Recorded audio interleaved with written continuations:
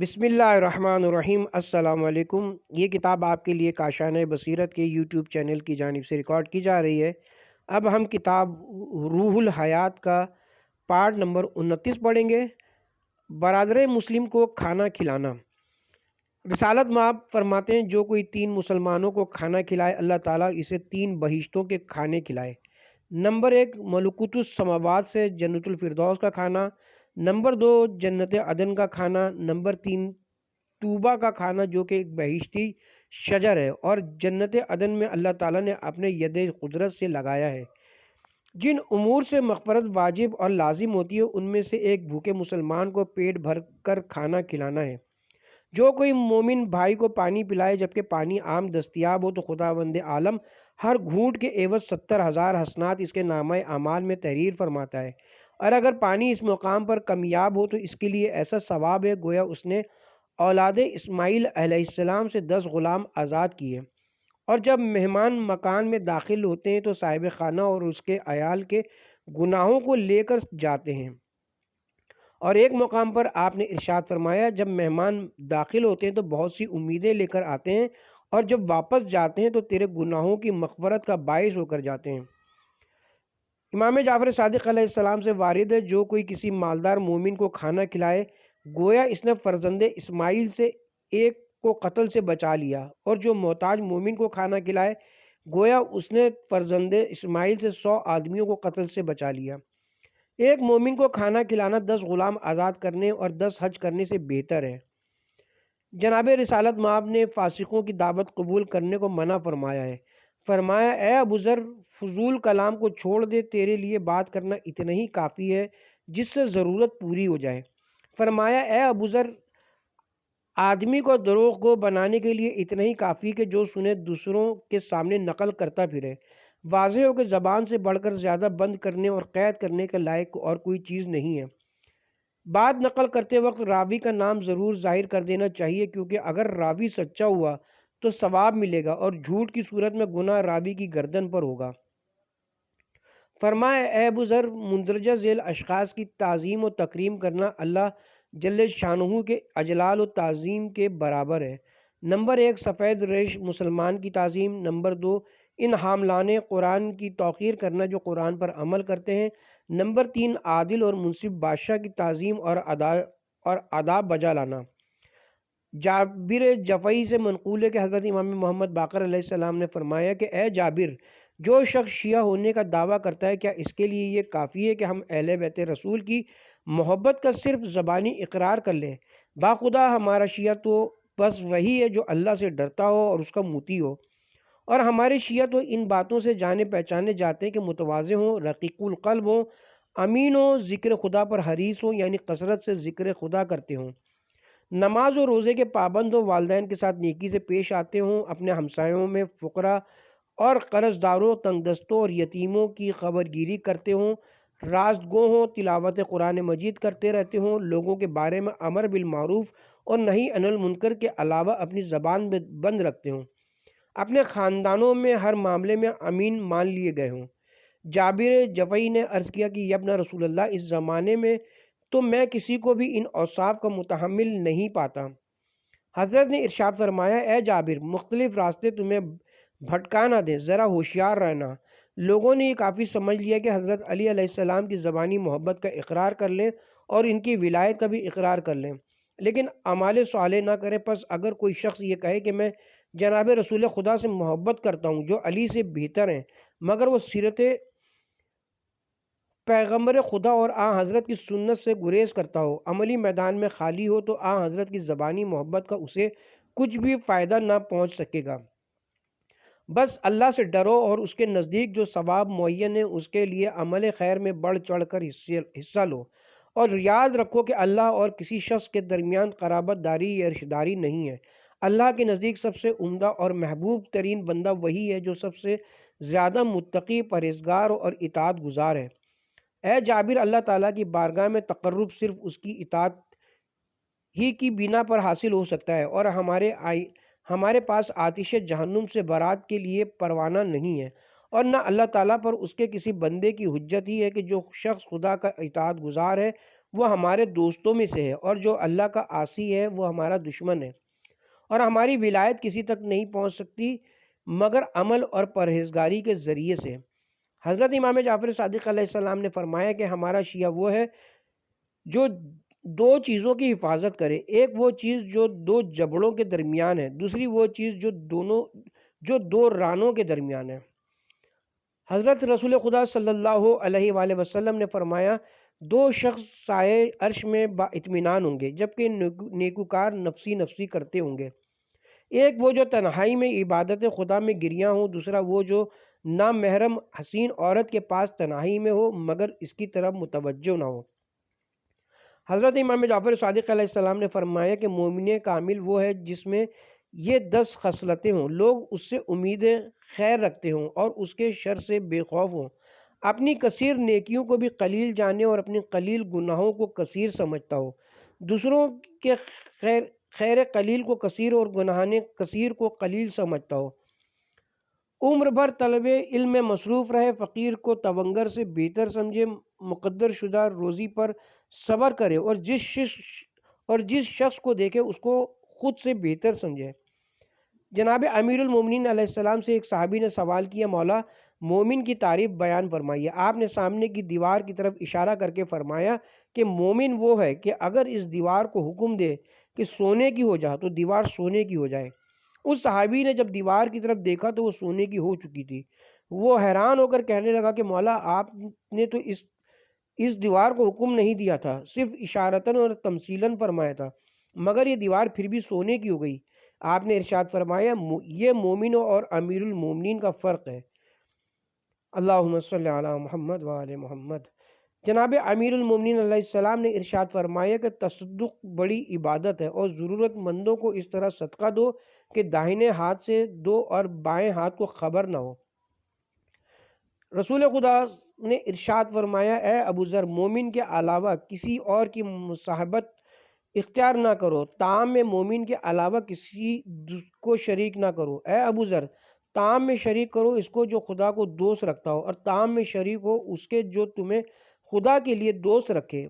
بروں کی صحبت سے پرہیز کرو کیونکہ تمہیں بھی وہ اپنا جیسا بنا دیں گے، اور بروں کی صحبت میں بیٹھنے والا نیک بھی برا ہی نظر آئے گا۔ حضرت امام جعفر صادق علیہ السلام نے ارشاد فرمایا، 4 چیزیں ضائع ہو جاتی ہیں۔ نمبر 1 بے وفا سے دوستی، نمبر 2 ناشکر گزار کے ساتھ نیکی، نمبر 3 لاپرواہ کے سامنے نصیحت، نمبر 4 اپنے راز کی حفاظت نادان سے ظاہر کرنا۔ ایک روایت میں کہ جناب امیر المومنین علیہ السلام ایک شب میں مسجد سے باہر تشریف لائے اور آپ نے صحرائے نجف اشرف کی راہ لی، اور ابھی کچھ ہی دور چلے تھے کہ آپ نے اس چاندنی رات میں دیکھا کہ چند آدمیوں کی جماعت آپ کے تعاقب میں ہے۔ آپ نے مڑ کر دیکھا اور جب وہ قریب آئے تو دریافت فرمائے کہ تم کون لوگ ہو؟ انہوں نے جواباً عرض کیا کہ ہم آپ کی شیعہ ہیں۔ آپ نے ان کے چہروں پر ایک سرسری سی نظر ڈال کر جائزہ لیا اور ارشاد فرمایا کہ میں تمہاری پیشانیاں شیعوں جیسی نہیں پاتا۔ انہوں نے عرض کیا، یا امیر المومنین، آپ کے شیعوں کی نشانیاں کیسی ہوتی ہیں؟ آپ نے ارشاد فرمایا، ان کے چہرے زرد ہوتے ہیں، شب بیداری کی وجہ سے ان کی آنکھیں نابینا لوگوں کی طرح جھپی ہوئی ہوتی ہیں، گریے کی وجہ سے ان کی کمریں جھکی ہوئی ہوتی ہیں، کثرت نماز کی وجہ سے ان کے شکم ان کی کمروں پشتوں سے لگے ہوئے ہوتے ہیں، بہت روزے رکھنے کی وجہ سے ان کے لب خشک ہوتے ہیں، دعائیں زیادہ مانگنے کی وجہ سے اور ان سے خوف زدہ لوگوں کے جیسے آثار نمایاں ہوتے ہیں۔ حسین بن نام سے منقول ہے کہ ایک روز حضرت امام جعفر صادق علیہ السلام نے مجھ سے سوال کیا کہ کیا تم برادر مومن کو دوست رکھتے ہو؟ میں نے عرض کیا، جی ہاں یا مولا، بے شک۔ آپ نے فرمایا، کبھی ان کو اپنے کھانے میں شریک کیا ہے؟ میں نے عرض کیا کہ اکثر 1 2 یا اس سے زیادہ میرے دسترخوان پر شریک طعام رہتے ہیں۔ آپ نے ارشاد فرمایا کہ ان کا احسان تجھ پر ہے، تیرے اس احسان سے زیادہ ہے۔ میں نے عرض کیا، یہ کیوں کر؟ میں تو ان کو لذیذ طعام میں شریک کرتا ہوں۔ آپ نے ارشاد فرمایا، جس وقت وہ تیرے گھر میں داخل ہوتے ہیں تو تیرے اور تیرے عیال کے گناہ بخشے جاتے ہیں، اور جب وہ جاتے ہیں تو تیرے اور تیرے عیال کے گناہوں کو بھی ساتھ لے جاتے ہیں۔ جناب رسول خدا صلی اللہ علیہ وآلہ وسلم نے ارشاد فرمایا کہ سنی سنائی بات کو نقل کر دینا بھی دروغ ہے۔ جناب امیر المومنین علیہ السلام نے فرمایا کہ اگر سنی سنائی بات کو نقل کرو تو جس سے تم نے وہ بات سنی ہے اس کا نام لے کر بیان کرو، تاکہ اگر وہ سچ ہے تو اس کا ثواب تجھے ملے گا، اور اگر غلط ہے تو اس کا عذاب راوی کو ملے، یعنی جس سے وہ بات سنی ہے اس کو عذاب ملے۔ جناب رسول خدا صلی اللہ علیہ وآلہ وسلم نے ارشاد فرمایا کہ اے ابو ذر، مرد مسلم سفید ریش کی عزت کرنا، حاملان قرآن کے احکام پر عمل کرنے والوں کی عزت کرنا، سلطان عادل کی عزت کرنا اللہ کی عزت کرنے کے برابر ہے، اور اس کو ہم تین ینوبوں یا تین چشموں پر تقسیم کرتے ہیں۔ باب نمبر 12 ینابے، ینوبوئے اول در بیان پیران مسلمان بزرگ۔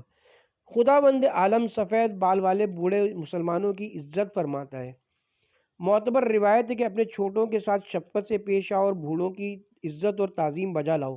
حضرت امام جعفر صادق علیہ السلام نے ارشاد فرمایا، جس کی عمر دنیا میں 50 سال ہو جائے گی اس کا حساب آخرت میں آسان اور سہل ہوگا، جس کی عمر 60 سال ہو جائے گی آسمان کے فرشتے بھی اس کو دوست رکھیں گے، جس کی عمر 70 سال ہو جائے گی اس کی توبہ قبول ہو جائے گی، جس کی عمر 80 سال ہو جائے گی خدا فرشتوں کو حکم دے گا کہ وہ صرف اسی کی نیکیاں لکھا کریں، اور جس کی عمر 90 سال ہو جائے گی اس کے گزشتہ گناہ معاف کر دیے جائیں گے اور آئندہ گناہ بھی قابل معافی ہوں گے، اور وہ خداوند عالم کے اسیر و قیدیوں میں لکھے جائیں گے۔ زمین پر اور روز محشر وہ اپنے اہل خانہ کے لیے شفیع ہوں گے۔ خداوند عالم ان کو حق شفاعت بھی عطا فرمائے گا۔ ینبوئے دوئم در بیان فضیلت قرآن، یہ چند حصوں پر مشتمل ہے۔ جناب رسول خدا صلی اللہ علیہ وآلہ وسلم کا فرمان ہے کہ اگر تم پر کوئی امر مانند شب تاریخ مشکوک و مشتبہ ہو تو قرآن کا منور ترین چراغ تمہارے لیے اشتباہ کے دور کرنے کو کافی ہے۔ یہ مجادلہ میں کامیاب کرنے والا، مسائل میں منزل تصدیق تک پہنچانے والا، اور جنت کی صحیح راہ دکھلانے والا ہے، اور غافل قرآن کو جہنم میں لے جانے والا ہے۔ یہ بہترین رہنما اور رہبر ہے۔ یہ وہ کتاب ہے جس میں تمام احکامات کی تفصیل اور بیان ہے۔ اس میں دو قسم کے احکام ہیں، ظاہر اور باطن۔ اس کا ظاہر احکام الہی سے مملو اور اس کا باطن علوم لامتناہی سے پر ہے۔ ظاہر خوش آئندہ ہے اور باطن عمیق۔ اس کے لیے کچھ نجوم و کواکب ہیں جو اس کے رہبر اور رہنما ہیں، اور ان نجوم کے کچھ اور نجوم ہیں، یعنی ائمہ طاہرین جو گمراہوں کو راہ راست پر لگاتے ہیں۔ انہی کے پاس علم قرآن ہے، انہی سے علم حاصل کیا جا سکتا ہے، یہی اس کو لوگوں تک پہنچانے والے ہیں۔ سورہ بارات کہہ رہی ہے کہ سورہ کو رسول پہنچا سکتا ہے یا نفس رسول۔ انسان کو چاہیے وہ دیدہ دل سے ان کے بتلائے ہوئے راستے پر نظر کرے اور اس پر صدق دل سے عمل پیرا ہو۔ پھر فرمایا، قرآن ضلالت میں ہادی، لغزشوں میں دستگیر، ظلمات میں نور، دنیا سے آخرت کا بہترین ساتھی ہے، اور مکمل دین قرآن میں ہے۔ حضرت امام جعفر صادق علیہ السلام نے فرمایا، یہ کتاب اس خدائے عزیز و جبار نے تمہاری طرف نازل فرمائی ہے جو عالم الغیب ہے۔ اس کتاب میں اخبار گزشتہ و آئندہ ہیں، اسی میں آسمان و زمین کی خبریں ہیں۔ عالم اور عامل قرآن غیب کی خبریں بھی دے سکتا ہے۔ جب رسول خدا نے فرمایا، میں تمہارے درمیان سے جا رہا ہوں اور دو عظیم چیزیں چھوڑے جا رہا ہوں، ایک اللہ کی کتاب، دوسری اپنی اطرت و اہل بیت، اگر ان دونوں سے متمسک رہے تو ہرگز گمراہ نہ ہوگے۔ اسلام کی بقا اور مسلمانوں کے اتحاد کا یہ واحد نسخہ تھا کہ اگر مسلمان اس حدیث پر عمل کرتے تو ایک معلم ہی کی تعلیم پر چل کر ایک ہی رشتے میں منسلک رہتے، اور مختلف معلمین کی راہ اختیار کر کے 73 فرقوں میں منقسم نہ ہوتے۔ مترجم۔ فضیلت حاملان قرآن۔ جناب رسول خدا صلی اللہ علیہ وآلہ وسلم نے ارشاد فرمایا کہ روز قیامت جب حساب و کتاب کے واسطے پیشی ہوگی تو قرآن ایک حسین و جمیل انسان کی شکل میں آئے گا اور گواہی دے گا، اے پروردگار، یہ بندہ مومن اپنی رات کی پیاری نیند کو ترک کر کے میری تلاوت میں مصروف رہتا تھا اور وقت تہجد تلاوت میں لب خشک اور چشم تر رکھتا تھا۔ اس کو بخش دے، خدا تعالیٰ اس بندے کے دست راست کو اپنی رضا سے اور دست چاپ کو رحمت سے بھر دے گا اور وہ قرآن پڑھتا ہوا داخل بہشت ہوگا۔ پھر فرمایا انبیاء اور پیغمبروں کے بعد درجہ حاملان قرآن کا ہے۔ اہل قرآن کو حقیر و ذلیل نہ سمجھو، ان کی منزلت اللہ کے نزدیک عظیم و رفیع ہے۔ ایک اور حدیث میں فرمایا، حق تعالیٰ قرآن مجید سے خطاب فرماتا ہے، مجھے اپنی عزت و جلال کی قسم، جس نے تیری عزت کی میں اس کی عزت کروں گا، اور جس نے تیری تحقیر کی میں اس کو حقیر کروں گا۔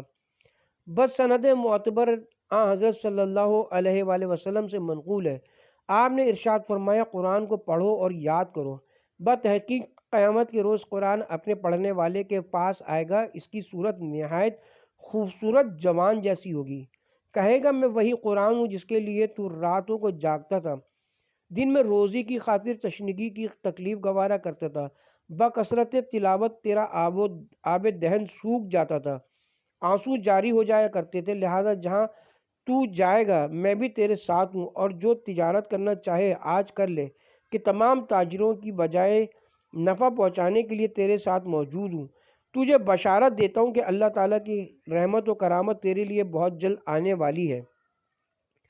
پس ایک تاج لایا جائے گا اور اس کے سر پر پہنایا جائے گا، اور عذاب سے رہائی کا نامہ اس کے دائیں ہاتھ میں دیا جائے گا، اور بہشت میں ہمیشہ رہنے کا فرمان بائیں ہاتھ میں ملے گا۔ دو بہشتی ہلے اس کو پہنائے جائیں گے اور حکم ہوگا کہ قرآن پڑھ اور ہر آیت کے عوض جنت میں ایک بلند درجہ چڑھتا چلا جا۔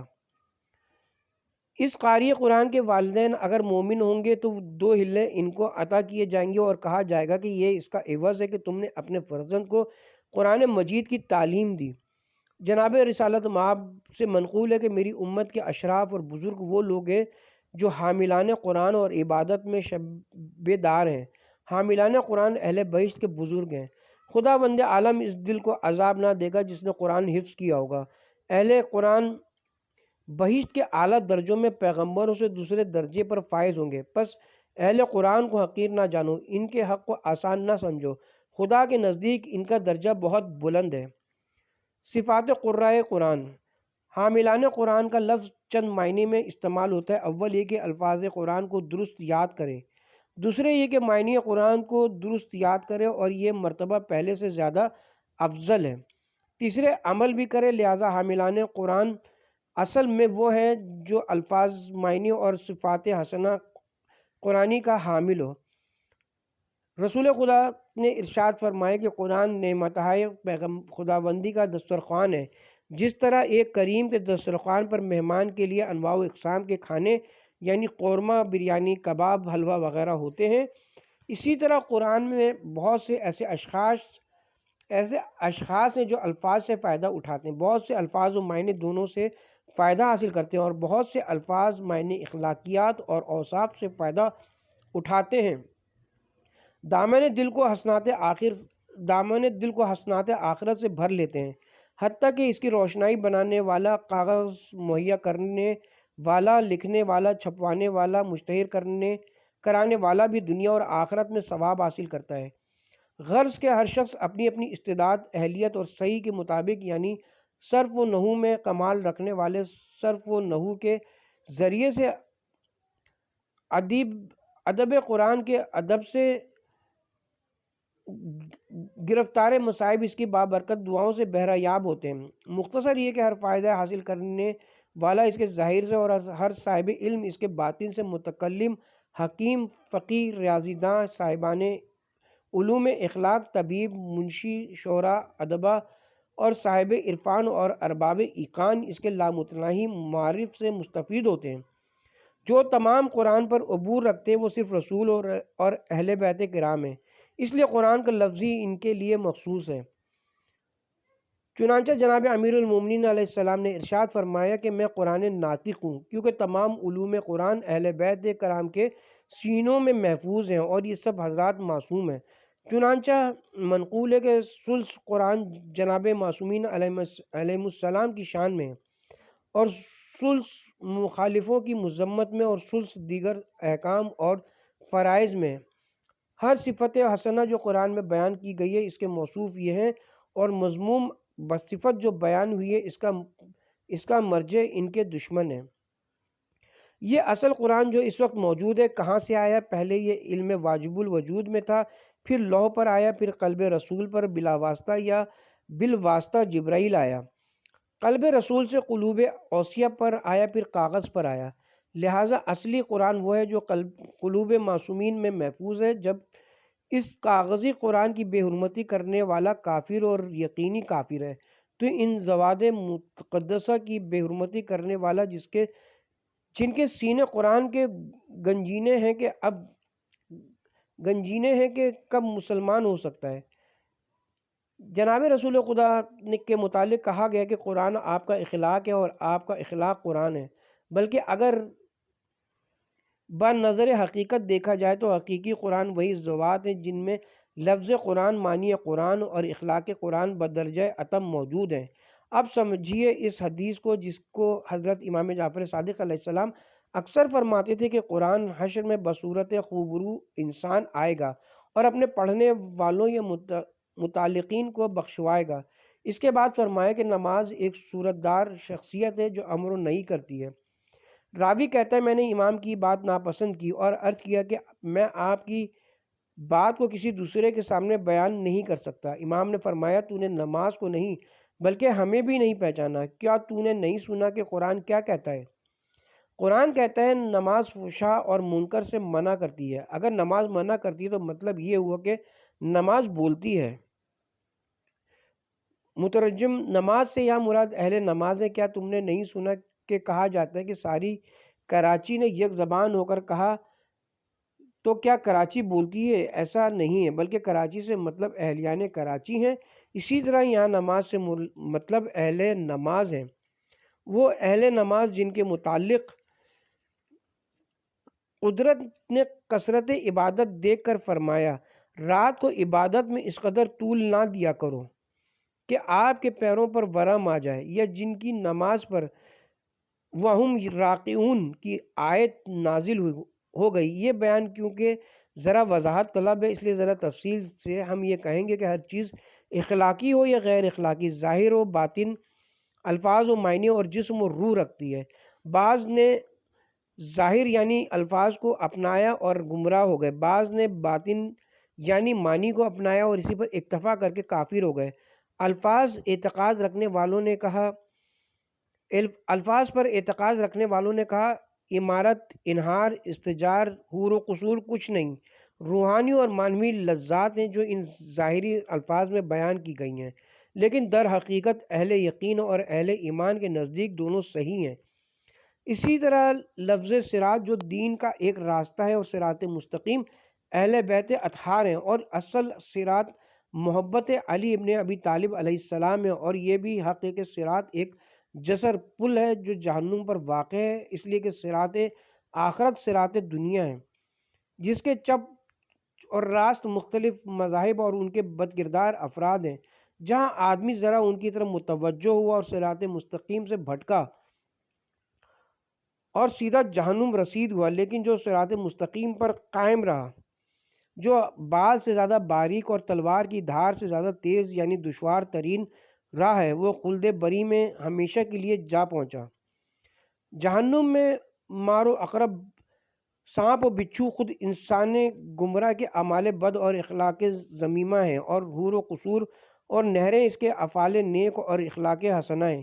اسی طرح نماز کا بھی ایک جسم اور روح ہے۔ نماز کا جسم وہ حرکات اور افعال ہیں جو ہم بوقت ادائے نماز بجا لاتے ہیں، اور روح نماز ولایت علی ابن ابی طالب علیہ السلام اور ان کی اولاد معصومین ہیں۔ اگر یہ ولایت نہ ہوتی تو نماز بالکل ایسی ہوگی جس طرح ایک جسم بے روح۔ لہٰذا جب بھی ہم نماز کا ذکر کریں گے اس سے مراد ظاہری صورت نماز اور باطنی صورت ولایت ائمہ مراد ہوگی۔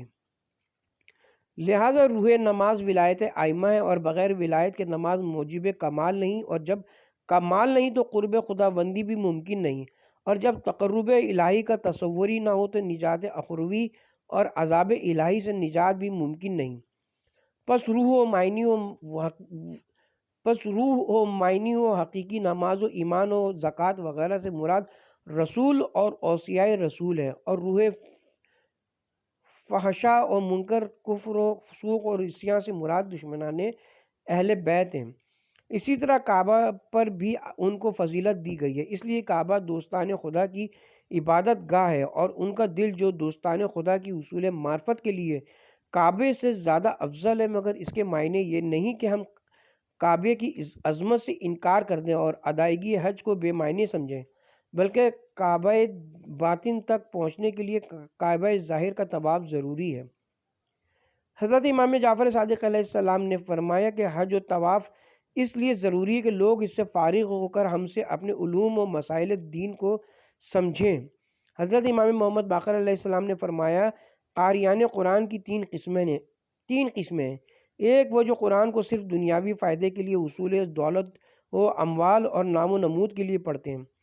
دوسرے وہ لوگ ہیں جو قرآن پڑھتے ہیں مگر اس پر عمل نہیں کرتے، خدا ان دونوں سے دنیا کو پاک فرمائے۔ تیسرے وہ لوگ ہیں جو قرآن کو اپنے امراض قلب کی دوا بناتے ہیں، راتوں کو جاگتے ہیں، گھروں اور مسجدوں میں روحانیت کے چراغ روشن کرتے ہیں، تلاوت سے خود بھی فائدہ اٹھاتے ہیں اور دوسروں کو بھی قربتاً اللہ فائدہ پہنچاتے ہیں۔ خداوند عالم ایسے لوگوں کی برکات سے بلاؤں کو دفع فرماتا ہے، باران رحمت کو نازل فرماتا ہے، مگر ایسے قاری بہت کم ہیں۔ جناب رسول خدا نے ارشاد فرمایا کہ قرآن سے زینت حاصل کرو خدا کے لیے، نہ کہ لوگوں کے دکھانے کے لیے۔ جو قرآن ختم کرتا ہے اس نے اپنے دونوں پہلوؤں کے درمیان وہ پیغمبری جمع کر لی جس میں وحی کو دخل نہیں۔ قاری قرآن کو جاہلوں کی صحبت سے پرہیز کرنا چاہیے، خواہش نفسانی اور طلب دنیا سے متنفر رہنا چاہیے، اور اس دولت ابدی پر شکر گزار ہونا چاہیے کہ اسے قاری قرآن بنایا ہے۔ قرآن پڑھنے کے آداب۔ قرأت یہ تلاوت قرآن میں پہلی شرط ترتیل ہے، یعنی حروف کو ان کے مخارج سے ادا کرنا، فصل و وصل کا خیال رکھنا ہے۔ جناب امیر المومنین علیہ السلام نے فرمایا کہ ترتیل سے مطلب حروف کا مخارج سے ادا کرنا، ان کا واضح طور پر ادا کرنا، آہستہ آہستہ سمجھ کر اور سمجھا کر پڑھنا، اتنا تیز نہ پڑھنا کہ سمجھ ہی میں نہ آئے، نہ اتنا آہستہ اور طول دے کر پڑھنا کہ وقت ہی ضائع ہو اور سننے والا بھی اکتا جائے، یعنی درمیانی راہ اختیار کرنا بہتر ہے۔ دوسری شرط تدبر اور تفکر سے پڑھنا چاہیے، معنی قرآن پر نظر رکھنی چاہیے، آیت رحمت پر خدا سے طلب رحمت کرے اور آیت عذاب پر استغفار بجا لائے۔ حضرت امام رضا علیہ السلام جب قرآن تلاوت فرماتے تھے حزن و اندوہ کے ساتھ تلاوت فرماتے تھے، اور جب ذکر بہشت و دوزخ آتا تو گریہ فرماتے اور خدا سے سوال بہشت اور دوزخ سے استغفار فرماتے، اور جب نماز میں سورہ قل ہو اللہ احد پڑھتے تو ختم سورہ کے بعد 3 مرتبہ کذالک اللہ ربی کہتے، جب سورہ قل یا ایھا الکافرون پڑھتے تو اس کے ختم ہونے پر 3 مرتبہ ربی اللہ دین الاسلام، اور جب سورہ والزیتون پڑھتے تو بعد ختم سورہ فرماتے، اور جب سورہ فاتحہ سے فارغ ہوئے تو فرماتے الحمدللہ رب العالمین۔ اور قرآن میں جہاں بھی یا ایھا الذین آمنو پڑھتے تو آہستہ سے فرماتے لبیک اللہم لبیک۔ حضرت امیر المومنین علیہ السلام کا ارشاد ہے کہ جب بھی ان اللہ و ملائکتہ یصلون علی النبی پڑھو تو صلوات اللہم صلی علی محمد و آل محمد بھیجو، خواہ نماز میں ہو یا غیر نماز میں۔ اور جب سورہ والتین پڑھو تو آخر میں حضرت امام جعفر صادق علیہ السلام جب سورہ قل یا ایھا الکافرون پڑھتے تو آخر میں فرماتے دین الاسلام الیہ ہیا و الیہ اموت انشاءاللہ۔ حضرت امام علی ابن الحسین علیہ السلام نے فرمایا اگر کوئی شخص چاہتا ہے کہ خدا سے باتیں کرے تو وہ قرآن کی تلاوت کرے، اس میں جب خدا کو مخاطب پائے تو لبیک اللہم لبیک کہے، اور جب وہ مقام آئے جہاں پیغمبر مخاطب ہوں تو یہ خیال کرے کہ یہ خطاب مجھ سے ہی ہے، اور جب خدا قرآن میں گزشتہ لوگوں کا کوئی قصہ سنائے تو یہ سمجھے کہ یہ قصہ مجھ سے ہی کہا جا رہا ہے، اور جب جنت کی نعمتوں کا دسترخوان قرآن میں دیکھے تو اس طرح لطف اندوز و متذلل ہو گویا دوست نے یہ لذتیں اس کے واسطے بھیجی ہیں۔ کبھی خداوند عالم اس قرآن میں اپنے اوصاف کمالیہ کے گلستان کی سیر کراتے ہیں، اور کبھی گلستان رحمانیت کی، تو کبھی گلستان رزاقیت کی، کبھی گلستان قدرت کی سیر کراتا ہے، تو کبھی خزائن علوم و معرف لامتناہی کے ابواب وا کر کے حجابات کی سیر کراتا ہے۔ غرض اپنے بندوں کو انواع نعمات اور رحمتوں سے نوازتا ہے اور نت نئی مسرت و انصبات کی راہیں دکھاتا ہے، بہشت کا وعدہ فرماتا ہے، نیز جہنم سے ڈراتا ہے۔ محفل قرآن بھی عجیب محفل ہے، جس میں میزبان خدائے مہربان، مصاحب پیغمبر و اوصیاء اور صدیق، پھر ایسی بزم میں انسان کس طرح خوش اور شاد نہ ہو، اس کا احترام واجب ہے۔ اس کو باوضو پڑھنا چاہیے۔ مجنب اور زن حائضہ بھی سوائے سورہ ہائے سجدہ کے قدر تلاوت کر سکتے ہیں۔